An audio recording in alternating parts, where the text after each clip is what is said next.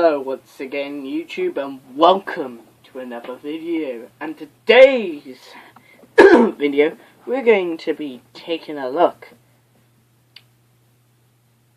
into the world of Emoji Box.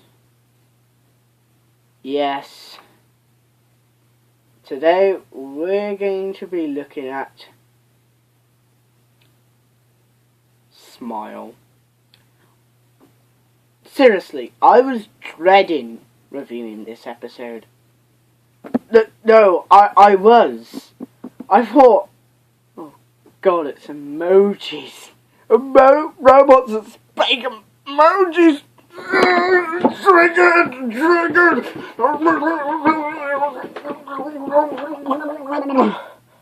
Yes, I was one of the people who thought this episode was going to suck. And to say the least, it was absolutely better than expected. Actually, I enjoyed this episode. It had a horror theme to it. It was scary. And yet, the robots, they actually made me bite my nails. It was pretty intense. I was wondering if the Doctor and Bill could get out of the place alive. Yes, I know! 2 episodes in a row, more than one episode that's good in a row? Wow!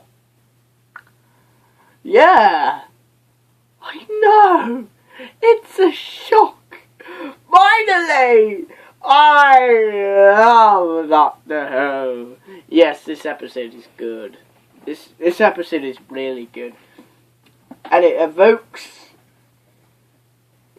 even though it's about Emoji Box, the scenes where the Emoji Box put the stamps onto the Doctor and Bill, and when the Doctor and Bill tried to smile, I was smiling as well, doing a grin and pretending I'm smiling because I feel like I'm going to die and they're going to die. Yeah, there was a load of references to classic Who, particularly the Tom Baker era. Actually, 2 Baker stories. We got robots turning against their owners. Yes, of course, it's robots of death, and yes, the badge they give does look like the corpse markers that the humans give them, but it's a role reversal, it is. And plus it's a human colony that's waiting in the stars, waiting to be after the whole world was destroyed, have been ravaged by war. Doesn't that sound familiar to you? Yes, indeed. The Ark in space. Yeah, and this story literally freaked me the fuck out. Like, they showed bones, and I loved they used the humans as fertilization for the crops, and it's lovely. The whole concept, robots killing people, that's classic pulp sci-fi there. And yes, the emoji factor was distracting at first, but I soon was entranced. The performances from especially Capaldi and Mackie, they're almost like best friends. It's like a doctor It's like a Donna and 10th Doctor relationship again.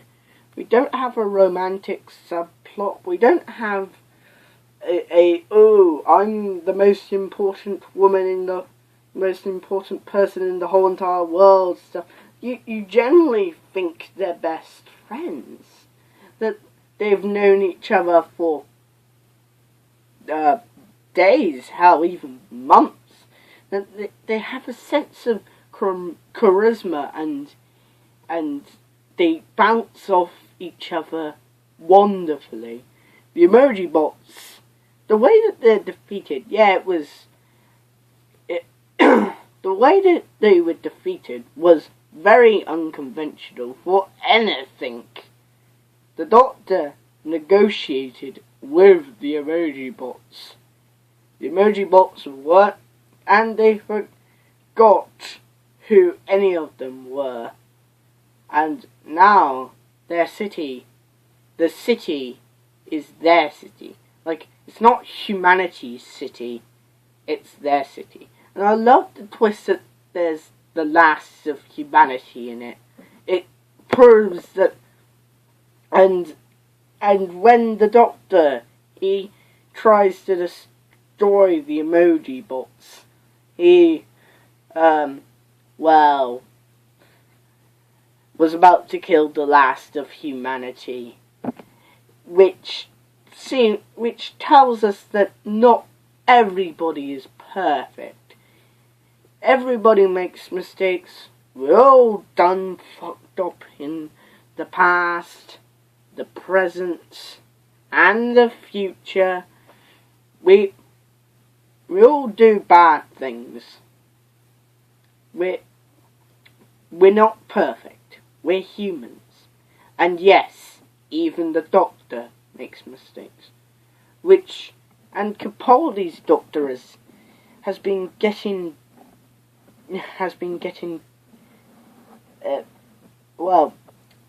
I think he's going back to his roots in Series 8 because I liked him in Series 8. I thought his performance in Series 8 was mind-blowing. He felt like a Doctor, he did. And the relationship, and also the relationship between Bill and the Doctor is good. It felt like a professor. It felt like the 7th Doctor and Ace all over again, because she refers to her. She said Professor, and the moment she said that in the trailer, I said Ace in a kind of 7th Doctor way. Yes, I felt good. And I was very I had my expectations so low they were right next to fucking Dinosaur Bones. But you know what? Episode, you're good. And instead of having everybody blow up and shooty boom boom boom,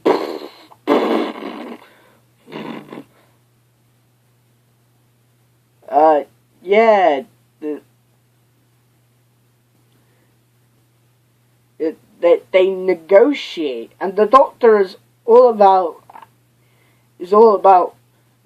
saving people's lives without even pulling a trigger. He's all about non-violence. He is. It fits with his character that he would defeat the villains without actually doing anything. And they basically got amnesia, and they forgot who any of them are, and they're negotiating, and it's just so wonderful and so bloody beautiful. And the imagery, they show skeletons. I know, shock of all shocks, they show skeletons. And yes, the Emoji Bots, for all their ridiculousness, they are creepy. Yeah. I don't want to see one of those in a long corridor. No. This episode was better than expected. This episode actually made me scared. I know. And you thought that emojis were already terrifying. Yeah. Still hate emojis. I don't hate this episode. Next week, in Ice. Which sounds like an Ice Warrior story, but it actually isn't. I know, right? It also sounds like the name of an unmade Doctor Who story because of the cancellation of the show, Thin Ice, which was, of course, an Ice Warrior story.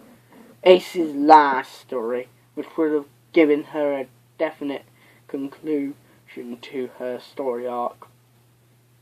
Yeah. We got an Ice Warrior story later in the series called Empress of Mars, where we get in to see basically, you know, the alien queen. Yeah, do that for the Ice Warriors. That's basically what next week. That's basically what it's going to be like. Yeah. So I'll see you in the next one. Bye,